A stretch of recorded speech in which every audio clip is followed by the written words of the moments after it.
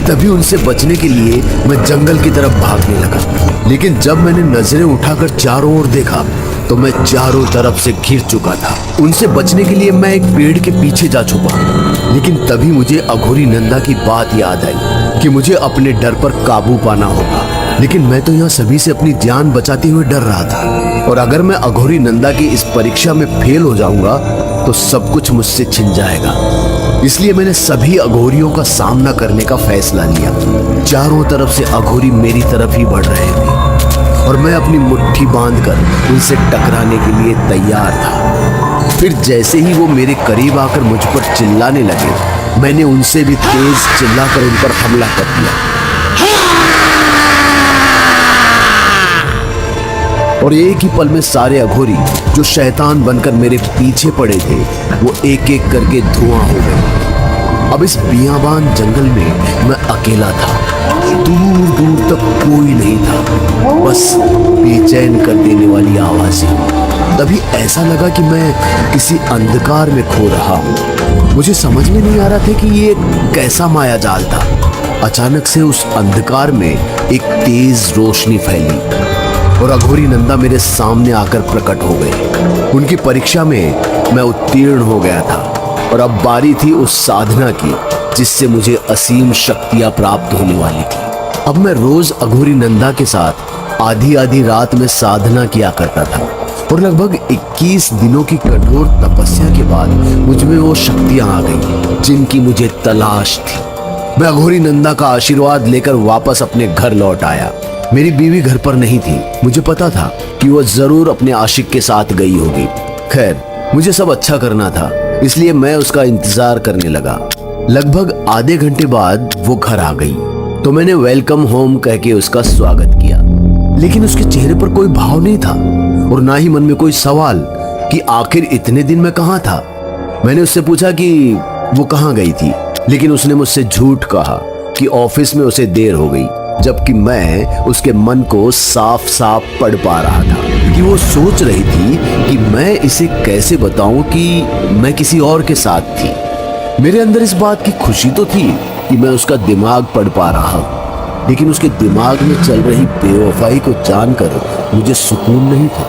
वो मुझसे नफरत करती थी, उसे मेरा साथ चाहिए ही नहीं था, लेकिन वो चेहरे पर ऐसे दिखाती थी कि जैसे उसे मेरी फिक्र है। इन्हीं सब चीजों के बीच मैंने उसके दिमाग में कुछ ऐसा पढ़ लिया जिससे कि मैं अपना आपा खो बैठा। वो मुझसे सिर्फ झूठ ही नहीं बोल रही थी, बल्कि मुझसे दूर जाने की प्लानिंग भी कर रही थी, लेकिन मैं उसे खुद से दूर नहीं जाने दे सकता था। इसलिए मैंने उस पर काबू करने का प्लान किया। अपनी यही तमन्ना लेकर मैं दोबारा शमशान गया, लेकिन अघोरी नंदा मुझे कहीं नहीं मिली। मैंने फिर सोचा कि अघोरी नंदा इस दुनिया में अकेले अघोरी थोड़ी है और मैं किसी दूसरे अघोरी की तलाश में निकल पड़ा जो अघोरी नंदा से भी शक्तिशाली हो, क्योंकि अब मुझे सर्वशक्तिमान बनना था। अब मुझे अच्छी ही नहीं बुरी शक्तियां भी चाहिए थी जो मुझे अघोरी नंदा कभी नहीं सिखाते। और अपनी इसी खोज के सिलसिले में मुझे पहाड़ी वाले तांत्रिक मुंडा के बारे में पता चला। शहर के दूसरी ओर नदी के उस पार एक वीरान पहाड़ी पर उनका बसेरा था। वहां तक पहुंचने के लिए मुझे आधी रात में एक घने जंगल से गुजरना पड़ा, और जब मैंने उस पहाड़ी पर चढ़ना शुरू किया तो असल में मुझे मौत दिखाई देने लगी। रास्ते में हर जगह नरकंकाल फैले हुए थे। ऊपर चढ़ते हुए हर कदम के साथ मुझे बस एक ही बात का एहसास हो रहा था कि कहीं कोई मेरे पीछे तो नहीं है। ऐसा लग रहा था लिपिका कि कोई मेरे कंधे पर हाथ रख रहा है, लेकिन जैसे ही मैं पीछे मुड़ता वो गायब हो जाता। जैसे तैसे मैं उस पहाड़ी के ऊपर मुंडा की गुफा में पहुंच गया, जहां वो एक अजीब से राक्षसी प्रतिमा पर खून चढ़ा रहा था। मुझे देखते ही उसने कहा, तुम्हें यहाँ से लौट जाना चाहिए मूर्ख। पर मैं लौटने के लिए नहीं आया हूँ। सोच ले, क्योंकि जो तू चाहता है उसके लिए मौत से लड़ना होगा, अपनों की बलि देनी होगी। मुझे मंजूर है। ठीक है, फिर तैयारी कर ले। जो तू चाहता है वो पूरा हो जाएगा। पर कब देनी है बलि, बकरे की या मुर्गे की? तू बकरा या मुर्गे पर काबू पाना चाहता है क्या? हैं? नहीं, अपनी बीवी पर। तो बलि उसी की देनी होगी। नहीं, मैं ऐसा नहीं कर सकता।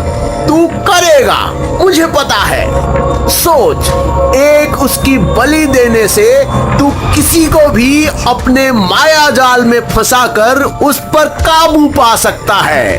पर मैं उसे प्यार करता हूँ, उसकी बलि कैसे दे सकता हूँ? कुछ पाने के लिए अपनों की ही बलि देनी पड़ती है। हाँ, और सच तो तुझे भी पता है कि तू उससे कितना प्यार करता है। वो तुझसे नहीं करती। ये देख, जिससे तू प्यार करता है वो कहाँ है? लिपिका, मैं अपनी बीवी से बहुत प्यार करता था, कभी उस पर आंच नहीं आने दे सकता था। लेकिन जो मुंडा ने मुझे दिखाया, उसके बाद मैं टूट चुका था। मेरी गैर हाजिरी में मेरी बीवी मेरे ही घर में अपने आशिक के साथ इतनी खुश थी जितना कभी वो मेरे साथ थी ही नहीं। वो बहुत ही प्यार से अपने हाथों से उसे किसी बच्चे की तरह खाना खिला रही थी। मैं एक अच्छा इंसान था लिपिका, चाहता तो वो जिसके साथ खुश है उसके साथ ही छोड़ भी देता। लेकिन अब मेरे अंदर का शैतान जाग चुका था, मेरे अंदर का शैतान लिपिका। और फिर मैंने उसी वक्त तय किया कि मैं बलि दूंगा, भले ही उसके लिए मुझे अपनी बीवी की ही बलि क्यों ना देनी पड़े। मैं बलि देने के लिए तैयार हूं मुन्ना। बहुत बढ़िया। कल रात ही एक ऐसी घड़ी है जब सातों आसमान की काली शक्तियां इकट्ठा होंगी। अगर तब तूने ये बलि दे दी तो समझ ले कि तू अपने माया जाल में फंसा कर किसी को भी काबू कर सकता है। तो बलि दे, दे बलि, दे बलि। तो क्या तुमने सच में उसकी बलि दे दी? जब मैं घर पहुंचा तो वो सोई हुई थी, बहुत ही प्यारी लग रही थी वो। पर मेरे ऊपर तो शैतान सवार था। मैंने नींद की हालत में ही उसे रौंदना शुरू कर दिया, अपनी बीवी को किसी वैश्या की तरह रात भर नोचता रहा। लेकिन अगली सुबह जब मेरी नींद खुली तो मैंने देखा वो फोन पर अपने आशिक से मेरी शिकायत कर रही थी और पुलिस में जाने की बात कर रही थी। इसलिए मैंने टेबल पर रखे शीशे के गमले को उठाया और उसके सिर पर दे मारा और बेहोशी में ही उसे लेकर पहाड़ी पर मुंडा के पास पहुंच गया, जहां पहले उसने मेरी रक्त आहुति लेकर मेरी जान एक गुड़िया में कैद कर दी थी। और अब बारी साधना और बलि की थी। मुंडा के साथ घंटों की साधना के बाद अब बारी मेरी बीवी की बलि की थी। मेरे हाथ में मुंडा ने बड़ी सी तलवार थमाई और वार करने को कहा। लेकिन इससे पहले कि मैं वार करता, वहां नंदा आ गया। विनाश काले विपरीत बुद्धि, तू इस नास्तिक के साथ मिलकर क्या पाप कर रहा है? नंदा, मेरी साधना के बीच में मत आना तू। लड़के, अगर तूने ये बलि दी तो तुझे जलाकर राख कर दूंगा। तू इसका कुछ नहीं बिगाड़ पाएगा नंदा, कोशिश करके देख ले। और तुम सुनो, समय निकले उससे पहले बलि प्रदान करो, बिना कुछ सोचे। मेरे दिमाग पर शैतान सवार था, इसलिए मैंने नंदा की नहीं मुंडा की बात सुनी और चीखते हुए तलवार तान ली। उधर अघोरी नंदा ने मंत्र उच्चारण के साथ मुझे भस्म करने के लिए अपनी शक्तियां फेंकी, लेकिन उनका कोई असर नहीं हुआ। और इधर तलवार के वार से मेरी बीवी का सर धड़ से अलग हो गया और उसके खून के झोंके से अघोरी नंदा का चेहरा लाल हो गया। अघोरी नंदा मेरा कुछ नहीं बिगाड़ पाया, कुछ नहीं।